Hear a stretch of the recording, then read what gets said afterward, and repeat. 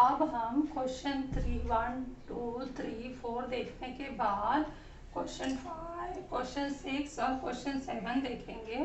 Question 7 जो है activity के रूप में है, जो कृति के रूप में प्रश्न आते हैं बहुत ही आसान होते हैं। सब इसमें आकृति बना होता है, रचना उत्पत्ति सब लिखा होता है, बीच बीच में जगह खाली होता है, तो उसे आसानी से हम अगर ध्यान से थोड़ी देर इसको पढ़ें और समझें तो आसानी से पूरी कृति कर सकते हैं और पूरा नंबर ले सकते हैं। कभी कभी तो इन्हीं सेंटेंस में ही उत्तर छिपे होते हैं। तो जैसे यहाँ पर आकृति दी गई है, एक्स केंद्र वाला और वाई केंद्र वाले वृत्त हैं जो बाह्य स्पर्शी बिंदु जेड पर कर रहे हैं। एक्स से त्रिज्या है, वाई भी त्रिज्या है और ए बी रेख खींचा गया है। फिर उसके बाद यहाँ पे ये कृति भरने के लिए बोला गया कि निम्न कृति को पूर्ण करो। तो सबसे पहले हम देखते हैं रचना में रेख एक्स और डैश खींचिए। तो यहाँ पे डॉटेड लाइन दिख रहा है, एक्स है वाई जेड है, बाकी जगह डॉटेड लाइन नहीं है। तो डॉटेड लाइन को हमेशा हम रचना की तरह ओर से मानते हैं। तो वाई जेड खींचिए, तो यहाँ पर हम लिखेंगे एक्स जेड खींचा ही है, यह आ जाएगा रेख वाई जेड खींचिए। पहला उत्तर आ गया। और आप लोग जब भी लिखेंगे तो पहले ये सारा प्रश्न जैसे कृति के रूप में दिया गया है वैसे लिख लेना है, रिक्त स्थान का निशान लगा लेना है। कभी कभी रिक्त स्थान बॉक्स के रूप में है तो बॉक्स के रूप में है तो बॉक्स जैसा ही बनाना है, और अगर रिक्त स्थान डैश लाइन की तरह है तो डैश जैसा ही बनाना है। जैसा क्वेश्चन पेपर में दिया है वैसा ही करना है, इसमें कोई बदलाव लाना नहीं है। फिर नेक्स्ट लाइन है कि स्पर्श वृत्तों के प्रमेयानुसार बिंदु एक्स जेड वाई डैश है। तो हम क्या देख रहे हैं, एक्स जेड वाई एक लाइन में आए हैं जैसे हम मिलाते हैं, और ये स्पर्श वृत्तों का गुणधर्म है या प्रमेय है। स्पर्श वृत्तों में हमने पढ़े थे कि केंद्र और स्पर्श बिंदु एक रेखीय होते हैं। तो यहाँ पर हम लिखेंगे कि ये एक लाइन में या एक रेखीय, प्रमेय में ये शब्द आया है तो वही शब्द ले रहे हैं, एक रेखीय होते हैं।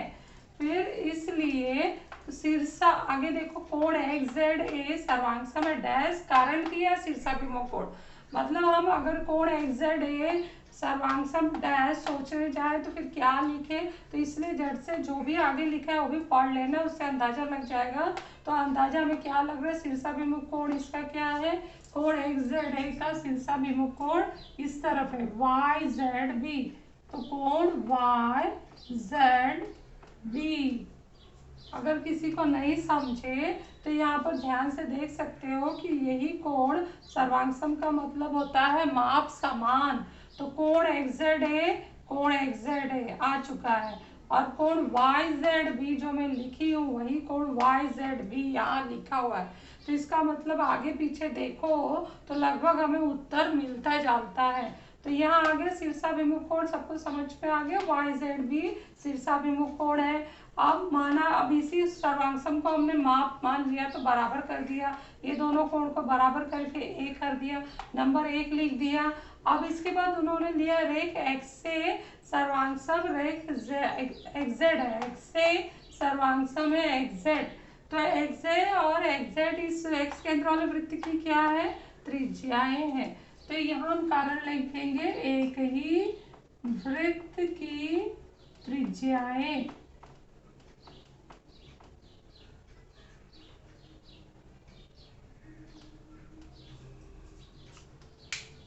अब ध्यान से देखें तो इस त्रिभुज में एक्स से जेड में ये त्रिज्या सर्वांगसम हो गया, जो अभी अभी हम बोले हैं। तो इस त्रिभुज की दो भुजाएं सर्वांगसम हो गई, दो भुजाएं सर्वांगसम है तो इसके सम्मुख कोण भी सर्वांगसम है। तो सम्मुख कोण सर्वांगसम में कोण एक्स से जेड दे दिया है, तो कोण एक्स से जेड, एक्स ए जेड सर्वांगसम है। कोण यहाँ पे आ चुका है तो ये कोण बाकी हो गया, इस भुजा का सम्मुख कोण ये है, इस भुजा का सम्मुख कोण है, तो ये कोण आने वाला है, और ये कोण हम पहले से ही लिखे हुए हैं, कोण एक्स जेड है, वही कोण है कोण एक्स जेड है।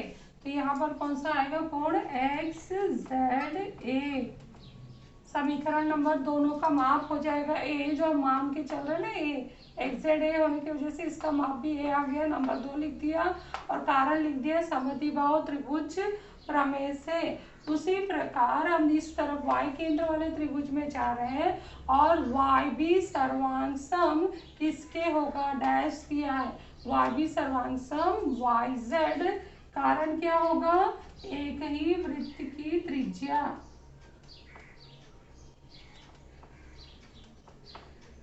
त्रिज्याएं लिखना है, दो दो त्रिज्या है इसलिए एक ही वृत्त की त्रिज्याएं। और ध्यान से देखें तो यहाँ पर ये दो त्रिज्या सर्वांगसम हो गया है, तो ये दो, एक त्रिभुज में दो भुजा सर्वांगसम है, तो सम्मुख सब दो भुजाएं सर्वांगसम, तो उनके सम्मुख कोण भी सर्वांगसम होंगे। ये हम लोग प्रमेय लगाते हैं इसमें। तो आगे हम देखते हैं यहाँ क्या पूछा है, कोण BZY, BZY ये पहले कहाँ पे आया था, यहाँ पर, ये देखो BZY, कोण BZY सर्वांगसम होगा कोण इस कोण के। तो यहाँ पर अगर ये इस भुजा का सम्मुख कोण है तो इस भुजा का सम्मुख कोण यहाँ पर होगा, तो इस कोण का नाम क्या आएगा, YBZ, कोण YBZ।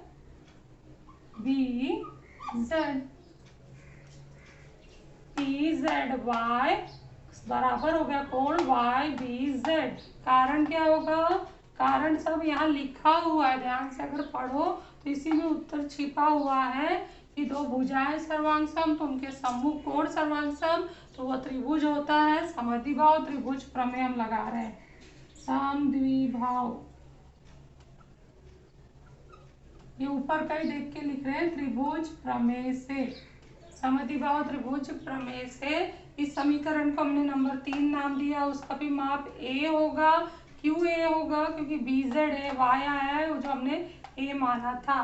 तो अब इसके बाद हम समीकरण 1, 2, 3 से क्या देखते हैं कि जो हमारा यहाँ कोण है BZY और XZ, XZA और BZY, ध्यान से देखो दोनों में आया है, ये दोनों एक दूसरे के बराबर हैं। तो ये दोनों एक दूसरे के बराबर है, तो ये दोनों भी एक दूसरे के बराबर हो जाएंगे। तो इसका एक कोण XZ यहाँ लिखा है, तो यहाँ क्या आना चाहिए, कोण YBZ। ऊपर से देखेंगे ना तो उत्तर वही ऊपर का ही है, सब आता चला जा रहा है, कोण YBZ। चेक करो यहाँ पर, कोण XZ सर्वांगसम है कोण YBZ। अगर इसी का बड़ा नाम ले लें तो कोण XAB सर्वांगसम कोण YBA। तो ये क्या बन रहा है, एक तरह अगर हम इस रेख को देखें, ये दोनों रेखा के लिए ये तिर्यक रेखा हो तो ऐसे बने हुए कोण सर्वांगसम हो रहे हैं। ऐसे कोण को हम क्या कहते हैं, एकांतर कोण। तो एकांतर कोण सर्वांगसम है तो रेखाएं क्या हो जा रही है, एक से समांतर है YB। रेखाएं जब समांतर होती हैं तो हम कसौटी लगाते हैं, तो ये किस कसौटी से हो रहा है, एकांतर कोण कसौटी से।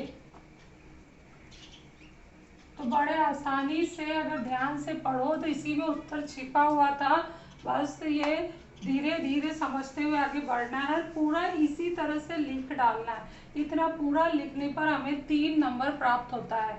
अब इस सवाल को समझना जरूरी क्यों है, क्योंकि अगर समझोगे नहीं तो कभी कभी यही एक्टिविटी के सवाल, कृति के सवाल बनकर आते हैं। मतलब ये आकृति दिया जाता है और क्वेश्चन पूछा जाता है, ये सब नहीं लिखा होता है। तो उल्टा भी बोर्ड एग्जाम में कर सकते हैं, जो कृति के प्रश्न है उसको सवाल में डालकर, जो सवाल के प्रश्न उसको कृति बनाकर पूछ सकते हैं।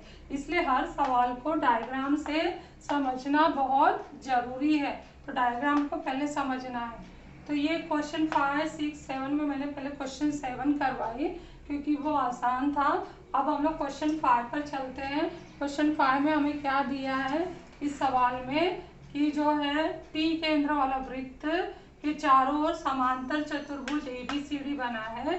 चतुर्भुज समांतर चतुर्भुज है और उसकी चारों भुजाएं वृत्त को स्पर्श कर रही है बिंदु EFGH पर, और जो मान दिया है AE इज 44.5, EB 5.5। तो AD का साथ यहाँ लिखा गया है, AD का मान ज्ञात करो। तो इसे ज्ञात करने के लिए हम लोग यहाँ पर इसका आंसर स्टार्ट करते हैं। सबसे पहले हम देखें तो स्पर्श, ये 4 स्पर्श बिंदु है। और ये बी सी डी ये 4 बाह्य बिंदु है।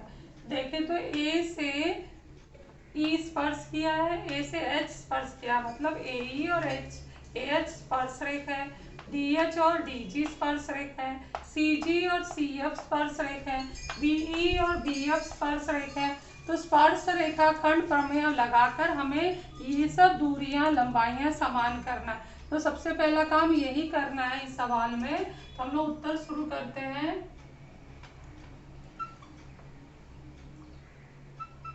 ए ई बराबर ए एच बराबर 4.5, जहां मान है वहां लिखते जा रहे हैं। दूसरा बी बराबर बी एफ बराबर 5.5। तीसरा डी एच बराबर डी जी बराबर, मान लिया इसकी लंबाई एक्स, तो यहाँ माना है तो यहाँ एक्स लिख दो। चौथा नंबर सी एफ बराबर है सी जी बराबर है वाई, और इसका इन सब में हमने कौन सा प्रमेय लगाया है वो लिखो, वाई स्पर्श रेखाखंड प्रमेय से।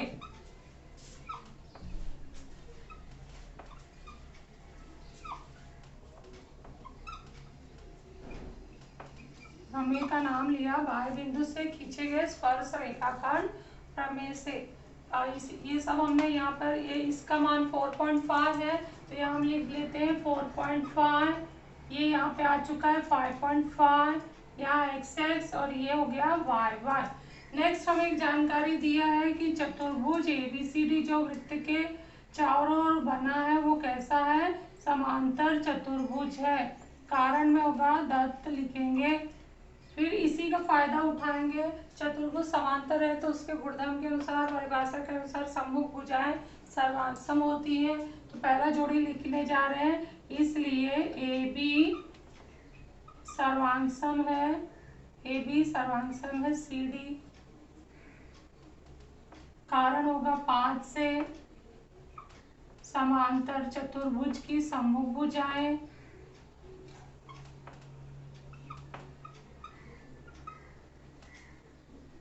इसलिए इनके माप बराबर करेंगे और इसमें जो बिंदु एक रेखी आ रहे हैं उसको जोड़ते बताएंगे।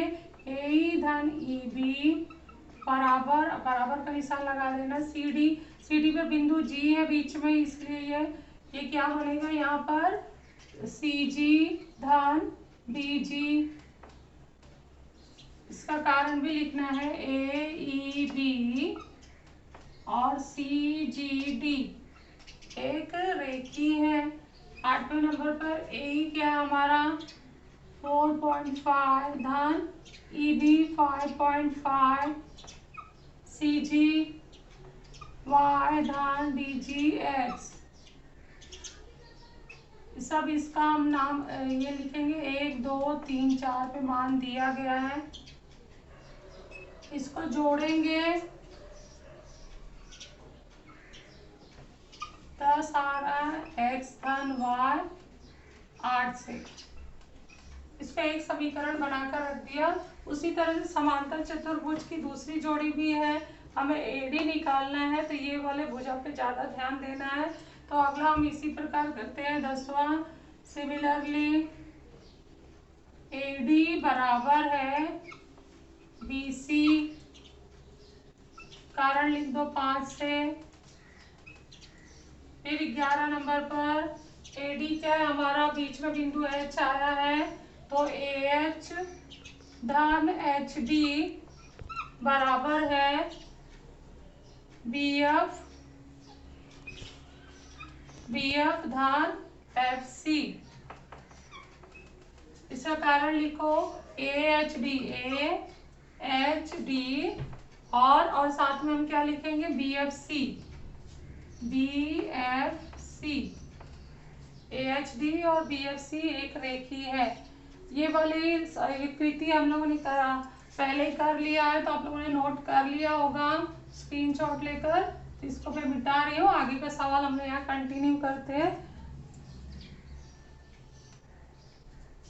अब ए एच धन एच डी का मान रखते हैं यहाँ पर 10 11 हो गया। 12वें नंबर पर ए एच का मान कितना है 4.5 एच डी का मान कितना है x बराबर बी एफ कितना है हमारा 5.5 धन सी एफ कितना है y, ये भी कारण इसका आएगा 1 2 3 4 के समीकरण से। नंबर 13 पर x के साथ y का पक्षांतर करेंगे तो माइनस हो जाएगा, 4.5 को उधर ले जा रहे हैं और y को इधर ला रहे हैं तो 5.5 माइनस 4.5 हो जाएगा, तो ये 14 नंबर पर हो जाएगा x माइनस वाई।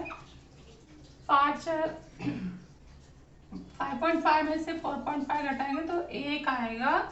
अब एक प्रकार का युगपत समीकरण हमें मिल गया है, x धन y बराबर 10 और x ऋण y बराबर 1। इसको दोनों समीकरण को हल करना है तो एक साथ लाते हैं, तो इसी के साथ अगर हम लिखें यहाँ पर x धन y बराबर है 10 तथा x ऋण y बराबर है 1। कारण लिख दो यहाँ पर 9 और 14 से हमने समीकरण पास पे लाया है, जोड़ने पर हम जोड़ने का काम कर रहे हैं तो 2x ये कट जाएगा 11 और x बराबर हो जाएगा 11/2 5.5। अब हमें क्या निकालना है, कौन सी, ये x आ चुका है, x हमने काम आना था यहाँ पर एच डी है डी जी के बराबर है, तो इसलिए एच डी जो है हमारा 5.5 आ चुका है। तो हम क्या करते हैं, इसलिए लिख देते हैं 17 नंबर पर, इसलिए डी एच बराबर डी जी बराबर 5.5, कारण लिखो इसका 3 और 16 से। और लास्ट में हम ए डी निकालने जा रहे हैं, ए डी क्या है, ए एच धन एच डी। ए एच कितना था हमारा, ए एच है हमने पहले ही निकाल लिया 4.5 और एच जी हमने यहाँ पे ए एच और एच डी, ए एच डी एक रेखी, इसका कारण दे दो, ए एच डी एक रेखी है। 4.5 प्लस एच डी का मान कितना आया 5.5, तो ए डी बराबर हो जाएगा 11। तो इस तरह से ये ए डी का मान आ गया है, स्क्रीनशॉट ले लो और इसको हल कर लो। अब हम क्वेश्चन 6 करने जा रहे हैं, तो जो मैं यहाँ पर करके दिखाने वाली हूँ,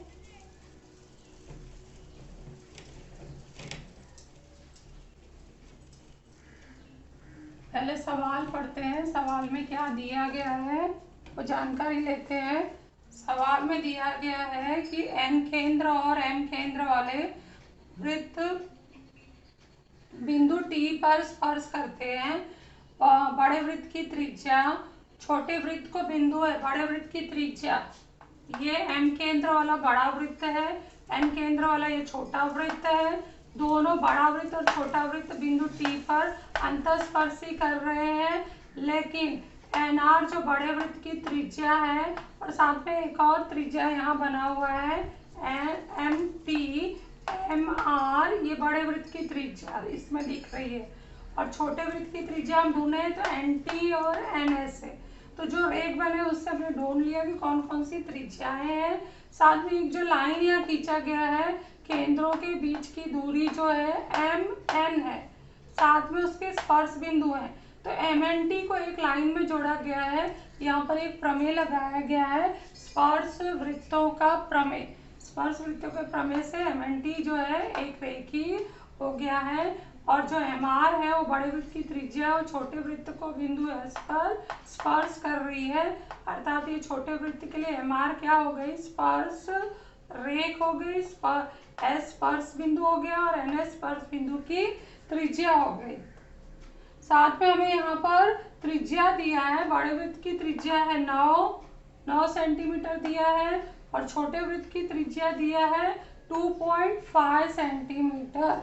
और हमें कई प्रकार के यहाँ क्वेश्चन पूछे हैं। एक क्वेश्चन है एम एस अनुपाते एस आर ज्ञात करो, और साथ में एम टी कितना है, एम टी पहचानो कितना होगा। यहाँ पर अभी हमने देखा ना, जब हम स्पर्श वृत्तों का प्रमेय लगा लेंगे तो MNT एक रेखीय हो जाएगा, और एक रेखीय होने से MT बड़े वृत्त की त्रिज्या है, तो MT का मान कितना आएगा 9 सेंटीमीटर।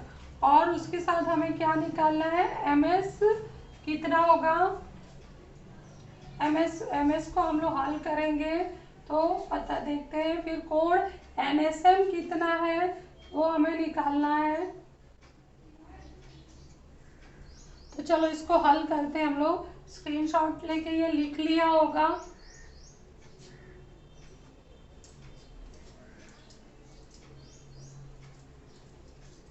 सबसे पहले स्पर्श वृत्तों का प्रमेय लगाते हैं। MNT एक रेखी कर दिया, कारण लिखेंगे स्पर्श वृत्तों के प्रमेय से। फिर त्रिज्या कहाँ कहाँ है वो लिखेंगे। MR बराबर MT बराबर 9 सेंटीमीटर, बड़े वृत्त की त्रिज्या।